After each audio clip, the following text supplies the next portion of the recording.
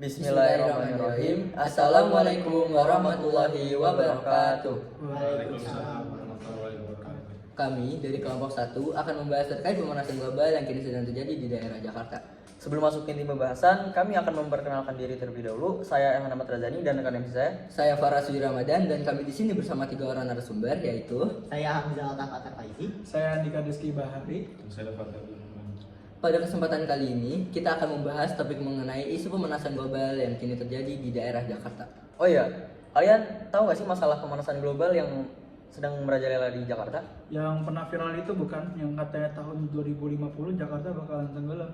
Iya betul banget. Tapi kalian tahu nggak sih penyebab Jakartanya bakal tenggelam itu kenapa? Enggak. Jadi kalau berdasarkan Universitas Indonesia Library, pemicu perubahan iklim telah menyebabkan peningkatan muka air laut dan gelombang arus laut ekstrim yang pada gilirannya memperluas genangan di dataran rendah pada termasuk kota-kota pantai seperti Jakarta. Oh, jadi genangan ini bakalan meluas ke dataran rendah pantai ya? Iya betul banget itu.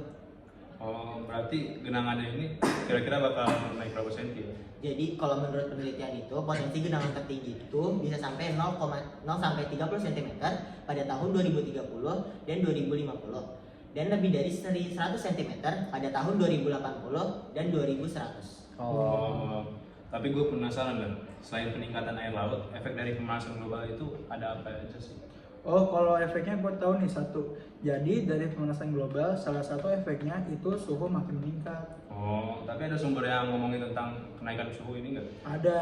Jadi menurut praktisi cuaca dan iklim ekstrim BMKG Siswanto, iklim Jakarta telah berubah signifikan seiring dengan pertumbuhan kota. Hal ini berindikasi terhadap peningkatan suhu permukaan sebesar 1 derajat Celcius yang dapat meningkatkan ekstremitas hujan sebesar 14%. Oh, tapi emang efek dari peningkatan suhu itu berpengaruh itu sama cuaca di Jakarta ya? Efek banget. Jadi kenaikan suhu permukaan secara drastis tersebut menyebabkan curah hujan ekstrim di Jakarta mengalami tren peningkatan secara signifikan dengan sifat curah hujan yang mengalami perubahan. Hujan semakin deras namun durasi lebih pendek. Curah hujan meningkat saat pagi hari dan pergeseran hujan siang ke malam hari serta peningkatan frekuensi dan intensitas hujan pada musim hujan. Oh iya, ada efek negatif lainnya juga loh dari pemanasan global. Itu banjir rob. Apa itu banjir? Jadi banjir rob adalah peristiwa genangan air laut yang terjadi di daratan akibat pasang naik permukaan air laut. Oh, tapi kalau penyebabnya ada apa aja sih? Jadi penyebab pertamanya itu perubahan iklim yang menyebabkan pemanasan global telah mencairkan es di kutub sehingga meningkatkan volume air laut.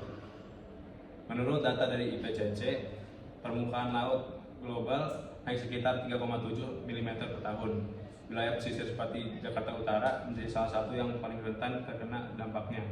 Lalu penyebab selanjutnya adalah penurunan tanah. Selain kenaikan air laut, penurunan tanah di Jakarta Utara mencapai 1-15 cm per tahun akibat aktivitas manusia seperti penggunaan air tanah yang berlebihan. Hal ini membuat wilayah pesisir semakin rentan terhadap banjir rob. Nah, kalau dampaknya ada apa aja? Jadi kalau dampaknya, selain kenaikan air laut, penurunan tanah di Jakarta Utara mencapai 1-15 cm per tahun akibat aktivitas manusia seperti penggunaan air tanah yang berlebihan. Hal ini membuat wilayah pesisir semakin rentan terhadap banjir rob. Oh. Nah, yang terakhir ini adalah pembuatan ruang terbuka hijau di Jakarta. Jadi kalau tadi udah ngebahas efek-efeknya, sekarang kita jelasin solusinya. Jadi, menurut Direktur Penataan Ruang Wilayah, Ibal Edison Neighborhood mengatakan hal tersebut dalam dialog tata ruang bersama Ditjen Penataan Ruang Departemen Pekerjaan Umum atau PU. Saat ini Kota Jakarta hanya memiliki RTH sebesar 9% dari 30% yang dimanfaatkan dalam Undang-Undang Penataan Ruang atau UPR nomor 26 tahun 2007. RTH memiliki fungsi beragam baik dari segi ekologi, ekonomi, dan sosial seperti menjaga iklim atau temperatur, warna rekreasi, dan menghasilkan tanaman produktif. Oh iya, ada juga loh dari Edison terkait RTH ini. Jadi menurut Edison, untuk menjaga ketersediaan RTH ini diperlukan kesadaran stakeholder, baik itu pemerintah pusat dan daerah, pelaku ekonomi atau developer, serta masyarakat, ungkap Edison. Oh. Berarti pembuatan RTH ini merupakan salah satu solusi yang sangat efektif untuk mengurangi polusi udara ya? Iya, tidak hanya mengurangi polusi udara, tetapi RTH juga dapat menambah kadar oksigen juga. Aku nggak terlalu ngerti, boleh dikasih nggak? Boleh. Jadi, beberapa dampak pemanasan global di Jakarta yaitu naiknya permukaan air laut yang menyebabkan banjirop di daerah pesisir Jakarta yang diakibatkan oleh naiknya suhu rata-rata Jakarta.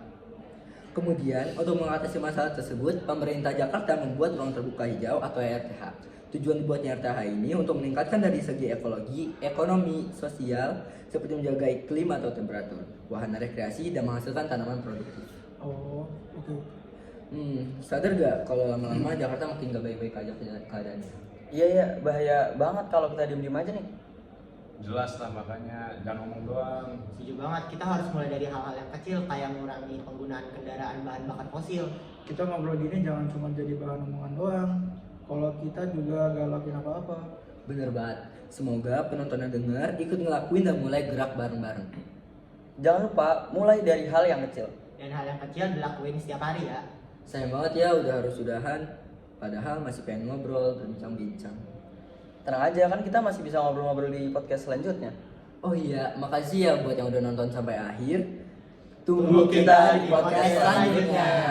Wassalamualaikum warahmatullahi wabarakatuh.